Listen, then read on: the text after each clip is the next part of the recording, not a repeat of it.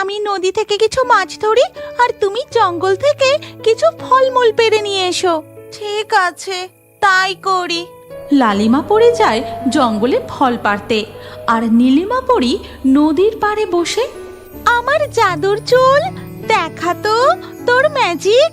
নীলিমা পড়ি এই কথা বলতেই তার চুল লম্বা হয়ে নদীর জলে গিয়ে পড়ে, আর সাথে সাথেই তার চুলের মধ্যে একের পর এক মাছ এসে আটকাতে শুরু করে। মনে হয় আমার চুলে অনেক মাছ আটকেছে, এবার আমি চুলটা উপরে তুলে নিয়ে আসি। নীলিমা পড়ি তার চুল জলের উপরে তুলে দেখে তাতে বেশ কিছু মাছ আটকেছে। সেই সময় লালিমা পড়িও ফল পেড়ে নীলিমার কাছে এসে দাঁড়ায়। বাহ, ভারী মজা তো!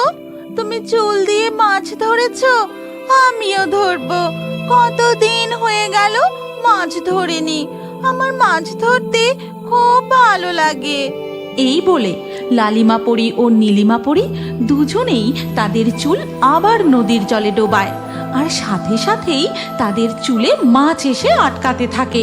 কিন্তু লালিমা পড়ির চুলে একটি বড় সোনালী মাছ এসে আটকায়।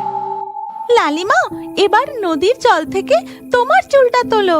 দুই পরী জল থেকে তাদের চুল তুলে দেখে, নীলিমা দেখো দেখো, আমার চুলে